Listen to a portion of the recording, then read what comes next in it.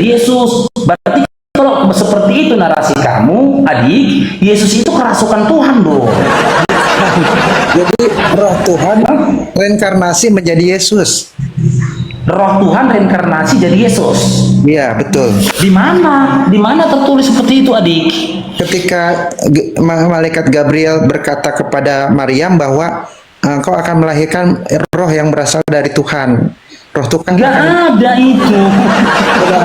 Coba buka itu yang kisah malaikat Gabriel bertemu Maria. Matius 1 nomor 18. Ya. Ya. Engkau akan mengandung seorang anak laki-laki. Itu Matius 1 nomor 18. Coba ya, Maria hamil dari Roh Kudus. Iya, berasal dari Maria hamil dari Roh Kudus. Nah, Bukan Roh Kudus dikatakan engkau akan melahirkan anak yang kerasukan Tuhan. Jadi Roh Kudus itu adalah Tuhan sendiri, Bang. Hah? Roh Kudus adalah roh Tuhan sendiri. Roh Kudus adalah roh Tuhan itu sendiri. Betul. Di mana tertulis Roh Kudus adalah roh Tuhan itu sendiri? Sebentar ya, saya buka Google boleh? Ya silakan, silakan adik. Terakhir Yohanes 8-nya tinggal, Bang. Tinggal Yohanes 8 ini tinggal. Padahal udah dibungkus kayak lepet ini, kayak lepet. Aku dalam Bapa dan Bapa di dalam aku. Rong, cair kan Rong. Siapa tadi bentar Rong, lupa aku namanya dong. Bang tes dulu Rong. Masya Allah, jadilah kau nin Rong. Pulang kau nemui bapakmu Rong, duduk di sebelah kanan bapakmu Rong. Nanti kita pikirkan Rong. Di lebaran keberapa nanti kau pulang Rong? Bikin Rong? Iya Rong. Iya. Iya, Bang apa tadi namanya ya? Bentar Rong ya, dikasih tahu itu namanya. Tes dulu nama akunnya Rong. Bang tes dulu, ya. Oke. Apa Rong? Pinum apostolos terberpekan tos drititos neanterin tepatos. Artinya apa tuh Rong? Makasih banyak Bang, kata gue. Iya, begitulah teman Bang Farouk isi gondrong. Dia kepingin pulang ke rumah bapaknya katanya. Dia rindu ingin ketemu bapaknya, duduk di sebelah kanan bapaknya. Di mana tertulis bahwasanya Roh Kudus itu adalah Roh Tuhan. Ingat teman-teman ya. Karena nanti setelah Bang ini nyungsok dia dari Google-nya, keluar dari Google-nya, lain data dikasihnya. Ingat kita. Di mana tertulis Roh Kudus adalah Roh Tuhan. Rong, cair kan Rong. Bang Disan, Rong, Bang Disan. Oh, ini bisa terkumpul ini ongkos kau untuk pulang ke rumah bapakmu, Rong. Tapi sebelum kau pulang ke rumah bapakmu, kita pikirkan dulu beli jubahmu supaya bercelana kau kan. Bukan apa malu juga nah, kalau kau nggak bercelana ya. Di mana, adik? Yohanes 14 Bang, ayat 23. Yohanes 14 nomor 23. Kita baca ya. Jika seseorang mengasihi Yesus, ia akan menuruti firman-Nya, ya. Dan Bapa akan mengasihi orang itu serta Yesus, dan Bapa akan datang kepadanya dan tinggal bersamanya. Di mana datanya Bang? Ada Bang katakan tadi Roh Kudus itu adalah Roh Tuhan. Nah, situ kan disebutkan Aku dan Bapa akan tinggal di dalam hati orang itu, ya kan? Ini sama saja materinya ya dengan Yohanes 8 yang Anda sampaikan tadi. Yohanes 14 nomor 8 tadi. Sama aja ini. Yang saya minta data statement Anda tadi mengatakan Roh Kudus itu adalah Roh Tuhan. Dipikir Abang ini gara-gara penelpon gondrong lupa waktu pertanyaan itu. Yohanes 14 ini sama saja ini. Ini bulannya ini dari nomor 8. Kalau gitu Yohanes 4 Bang. Yohanes 4 ayat 24. Yohanes 4 ayat 24. Allah itu adalah roh. Dan barang siapa menyembah dia harus menyembah dalam roh dan kebenaran. Mana Roh Kudusnya, Dinda? Roh itu adalah Roh Kudus Bang. Dan yang dimaksud adalah Roh Kudus. Di mana dikatakan roh itu adalah Roh Kudus? Kudus itu artinya mulia Bang. Oke, kita buka datanya ya adik ya. Tengok nih. Tengok ya, kita kembalikan original teksnya. Adakah kata kudus? Kita kembalikan ya. Itu artinya mulia, Bang. Yang mulia kan hanya Tuhan. Nggak usah kita berandai apa, menduga-duga. Kita pakai data saja, Dik, ya. Yohanes 4 nomor 24. Teng neng neng. Pelan-pelan aja kita, Dik. Tengok dulu lah kemari. Jangan tengok Google dulu, Kak. Tengok kemari. Nah, tengok dulu kemari ya. Ini dia. Tetek layar teman-teman ya. Tetek layar kata si Yoga. Nih. Ya. Allah itu roh, ya kan? Dan barang siapa menyembah dia harus menyembah menyembahnya dalam roh dan kebenaran. Kita tengok original teksnya. Apa tertulis kata roh itu? Allah itu roh, original teksnya. Roh itu adalah, bentar ya, original teksnya pneuma. Nampak Bang ya? Ya. Tidak ada yang kudusnya ya. Pneuma, satu suku kata. Pneuma itu artinya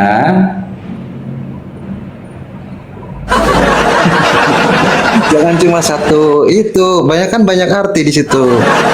Abang hanya fokus satu arti. iya, hantu termasuk enggak? Hantu itu Hantu termasuk enggak? mungkin bisa jadi. Nah, Mungkin. boleh Nggak enggak tahu saya. pneuma diartikan dengan hantu? Nggak tahu, saya belum paham saya. Boleh dong, ini dia semuanya. Roh itu roh ini ya, Iya. roh, hatiku, rohlah, hatinya, hantu. Jangan fokus hanya satunya aja. Iya kan ini kan udah saya baca Dinda semuanya, roh Dinda, Iya, terjemahnya iya. Dinda.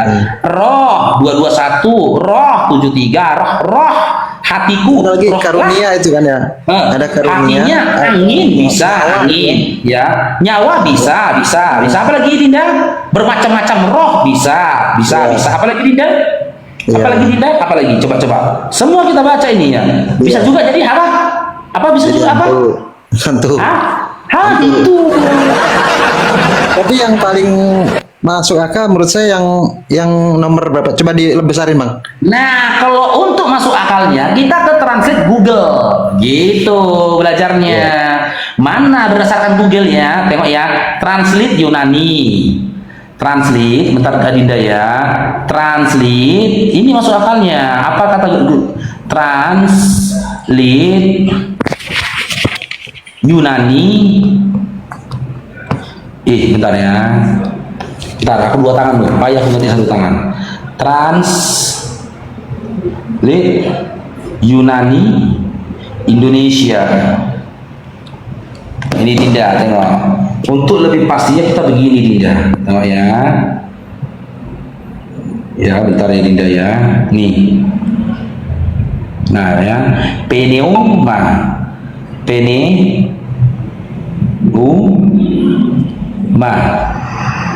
Nah, bentar ya. Kok gini munculnya nih?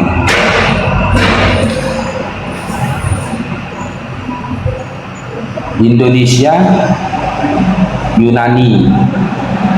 Nah, ini ya. Indonesia kita tanya ya.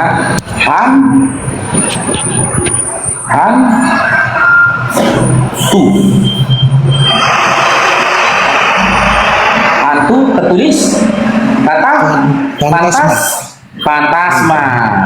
Ya, sekarang kita kembali ke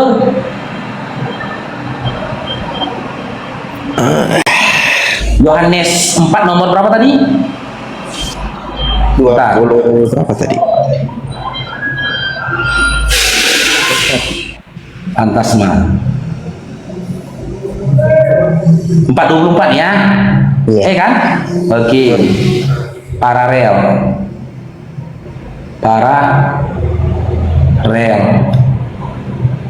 Nah, ini dia. Ya. Ini roh. Nah, ini rohnya. Ya, cair roh. Belum Bang, belum ada cair roh. Nah, inilah penerjemahan dari pneuma. Ya, pelafalannya pneuma. Iya. Ya, Asal mula dari 4154. Kita tengok ya, yang terdekat, arti yang terdekatnya roh. Ya, umumnya pneuma itu memang artinya tuh roh. Itu umumnya. Betul. Tapi jamaknya bisa dikatakan karunia, tergantung pneuma itu digunakan dalam kata digandeng dengan kata apa. Betul. Kan gitu. Kalau di dalam belajar nahu dalam bahasa Arab tergantung fiilnya. Kan gitu, Ya. kata kerjanya, kan gitu. Tetapi apapun kata kerjanya, jika dia dalam bentuk tunggal, yaitu pneuma, ya kan? Tunggalnya ini masih pneuma, kita bahas ke tunggalnya, ya. Hantu ini adalah bahagian dari arti pneuma. Betul. Betul Bang, betul. Karena roh itu kan Benar. banyak kan. Roh itu kan banyak. Ada roh Tuhan, ada roh penyesat, ada roh lain-lain. Karena roh itu banyak Bang. Tapi roh ini berdasarkan Matius Yohanes 4:24 ini adalah roh Tuhan kalian. Betul, iya. Ya Karena kan? roh Roh itu Tuhan jenisnya banyak. kalian. Iya, roh Dan itu kata jenis. pneuma ini ya adalah apa? Kata kerja atau kata original teks ya, pengganti dari kata roh di dalam Bible kalian. Berarti ya, orang-orang bisa saja memahami kalian itu menyembah roh. Kan gitu. Dan kebenaran, ya. Nah, roh kan gitu. Dan Dan kebenaran, ya. hantu adalah bahagian dari arti roh. Berarti tidak ada yang salah dari orang ketika memandang kalian menyembah kepada hantu. Ya, ya, ya terserah itu pendapat kalian. Saya Kan tidak. nggak salah kan? Silakan, Salah nggak? silakan, silakan. Nggak Ya. salah, karena memang pneuma ya, hantu bagian dari arti pneuma. Ya, silakan, silakan. Terserah Bang. Oke. Boleh ganti Gitu tema? kan? Apa? Iya, silakan, terserah. Boleh Oke. ganti tema? Oke, ganti tema. Kita mau ganti Ya, tema. saya bertanya boleh. Oke, setelah itu berarti Adinda turun ya, karena nggak bisa on cam kan? Ya, oke. Saya bertanya Oke. boleh. Silakan, boleh. Oke. Bagaimana konsep keselamatan dan cara masuk surga versi agama Anda? Oke, sudah. Apakah nanti saya perlu menjelaskan yang versi saya juga nggak? Gak perlu lah, mana ada surga dalam iman Kristen, Bang. Cara memperoleh keselamatan maksudnya? Gak ada keselamatan dari iman Kristen. Siapa yang kasih keselamatan dari iman Kristen? Yesus. Yesus aja gak kenal iman Kristen, Adinda. Orang mau selamat kan harus percaya Yesus. Gak ada.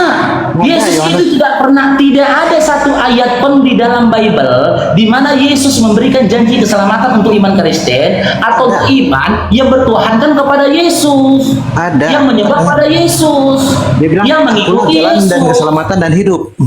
Apa?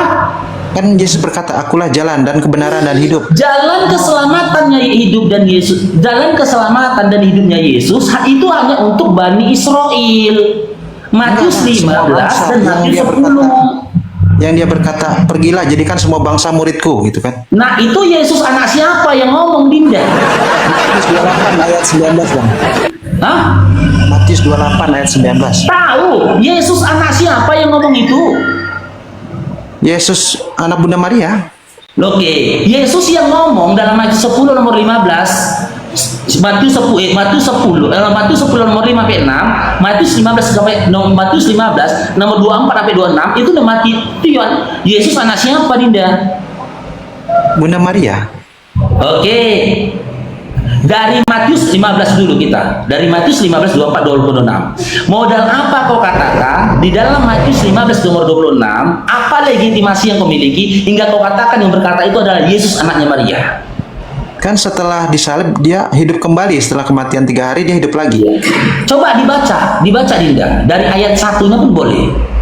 Kalimat atau ayat yang mana yang kau bisa jadi pegangan bahwasanya Yesus yang ada di dalam kitab Matius adalah Yesus anaknya Maria. Karena dia berjumpa dengan Filipus dan murid-muridnya setelah bangkit dari kematian. Iya, di ayat mana? Di ayat yang keberapa? Di mana Yesus itu mengarah, "Dor, cain rong, Bang Sito dong. Bang Sito." Di ayat yang mana yang menjadi legitimasi bahwasanya itu adalah Yesus anak Maria? Yang tadi Matius 28. Tunggu dulu ke Matius 28. Gini loh Dinda, persoalannya gini. Apa yang dikatakan Yesus dalam Matius 10 dan Matius 15 kontradiksi dengan apa yang dikatakan Yesus di dalam Matius 28. Ya, sebenarnya kalau membahas ke dalam pengajaran, yang benar itu adalah perkataan Yesus, yang cocok perkataan Yesus itu Matius 10 dan Matius 15. Tafsir dari mana Apa itu? di situ dikatakan Yesus? Tafsir dari mana itu? Apa? Itu tafsir dari mana? Bang Sitor dong, cair dong.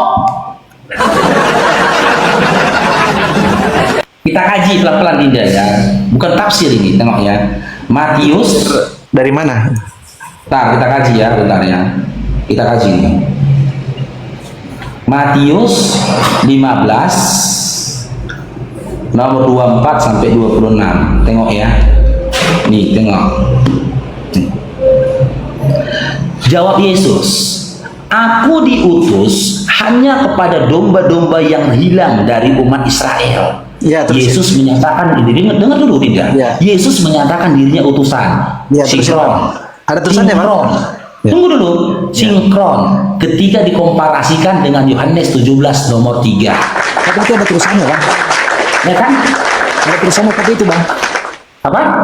Ada lanjutannya tapi itu, Bang. Iya, ini ayat 25. Baca satu Ini ayat menit, 25. Baca Ini satu sampai 25 kita baca Dinda. Sabar dulu Dinda, sabar Dinda. 25. Tetapi perempuan itu mendekat dan menyembah dia sambil berkata, "Tuhan, tolonglah aku." Tetapi jawab Yesus. Ingat ya, apa kata Yesus? "Tidak patut mengambil roti dan yang disediakan bagi anak-anak dan melemparkannya kepada guguk." Iya, Yesus betul. mengatakan wanita di luar dari Bani Israel atau domba-domba Israel itu adalah guguk Dinda. Iya, karena pada masa itu orang Israel itu menganggap bangsa selain Israel itu anjing seperti itu. Itu tradisi budaya Israel dulu. Iya, dan Yesus Terusin, Bang. selaras dengan apa yang dikatakan Yesus dalam Matius 10 nomor 5 sampai Israel dulu, Bang. 6. Nah, Matius 10. Terusin dulu Sekarang kita bacaannya baca. tadi. Lanjutin dulu bacaan tadinya. Terusin. Sudah sampai nomor 26-nya sudah. Enggak, masih ada lanjutannya. Akhirnya Yesus mau menolong kan? Mau menolong setelah dia mengaku jadi Apa? guguk. Itu budaya Israel dulu. Setelah wanita itu mengakui dirinya guguk, apa kata Yesus? "Sungguh besar imanmu, wahai ibu, Iya, wahai berarti- perempuan."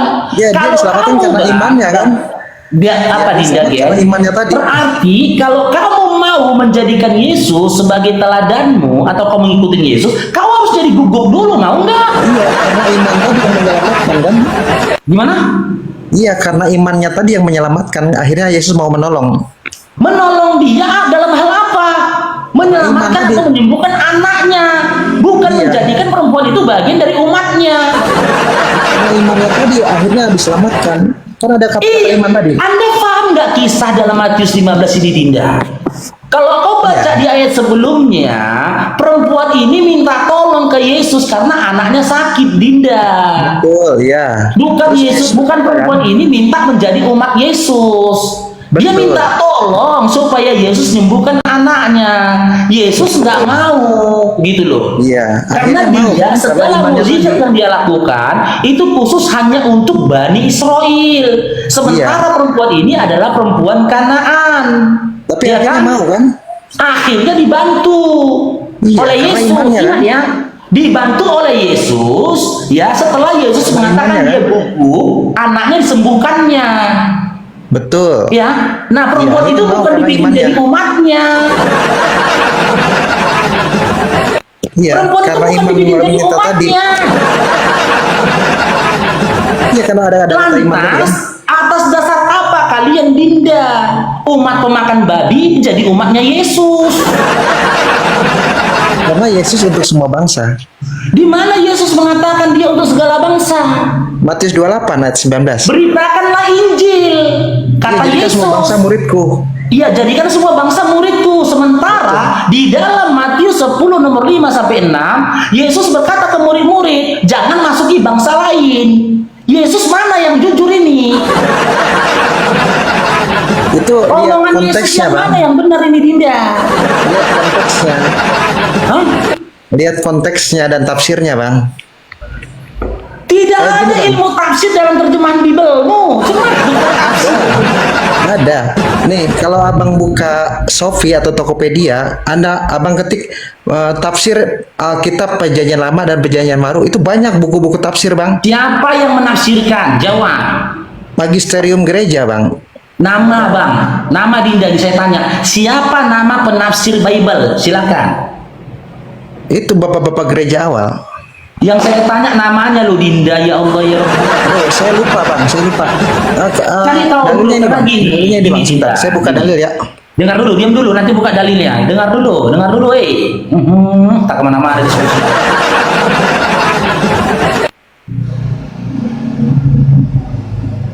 Ya, bang, yuk. Kenapa saya tanya, siapa nama penafsirnya? Karena apa? Dengar Dinda ya. Di dalam penulisan Biblemu, jika dibuat nama penafsir, ya tidak ada rantai sanadnya. Tidak ada rantai sanad keilmuannya ini. Ada sampai ke para rasul, ada. Sampai pada Yesus. Ayat, bang. Silakan. Kalau memang ada rantai sanadnya sampai kepada Paulus, dari Paulus sampai kepada Yesus, silakan paparkan yang mana. Bukan, maksudnya dalil bahwa tidak boleh menafsirkan sendiri ada. Di 2 Petrus 1, bang. 2 Petrus 1 ayat 20. Ya. Sampai 21. Apa isinya? Boleh ditampilkan, bang? Ya, apa isinya? Silakan. Apa isinya? Baca. Saya nggak bisa on cam, tolong dibukakan. Persoalannya gini loh Dinda, Yesus nggak kenal Bibel. 2 Petrus 1, bang, ayat 20 Iya, sampai 21. mau ayat apapun kau kasih itu, ketika kita membahas kepada sanad, tertolak. Karena apa? Yesus nggak kenal Bibel. Bibel ini ditulis hampir 1 abad setelah Yesus diangkat ke langit. Tapi kan itu atas arahan Roh Kudus, bang, yang penulis. Oke, di mana tertulis? Mana legitimasi dari Yesus memerintahkan Matius, Lukas, Yohanes untuk menulis Bibel? Mana tertulis? Mana? Ini sebentar, saya buka juga ya. Sebutkan satu ayat yang jadi validasi dari Yesus, membolehkan atau membenarkan tulisan-tulisan dari Matius, Lukas, Yohanes, dan yang lainnya. Silakan. Validasi dari Yesus. Silakan. Mana? Sebutkan validasi dari Yesus. Silakan.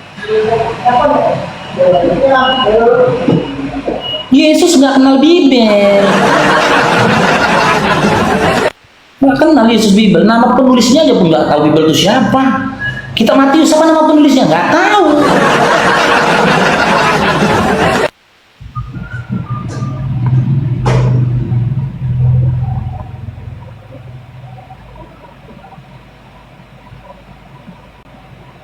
Tap-tap layar teman-teman ya, scroll, jazakumullah khair teman-teman yang berbagi ya untuk ongkos gondrong pulang kampung ke rumah bapaknya ya.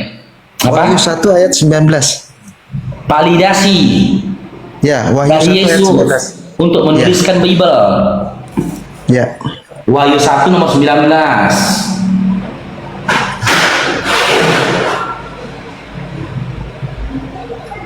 Karena itu, tuliskanlah apa yang telah kau lihat, baik yang terjadi sekarang maupun yang akan terjadi sesudah ini. Tulisan apa yang dibilang ini? Tentang kesaksian, tentang yang dia alami dan saksikan, dan yang dikatakan Yesus ditulis kesaksiannya. Ini kitab, Anda tahu nggak kitab Wahyu ini tulisan siapa? Kesaksian siapa? Salah satu dari Hawariun. Hawariun pula, Hawariun. Iya kan, Yohanes itu kan salah satu dari 12 murid Yesus kan, Hawariun ya kan? Kapan Bibel kau berbicara tentang Hawariun? Hawariun itu bahasa Arab. Kalau bahasa sononya 12 rasul.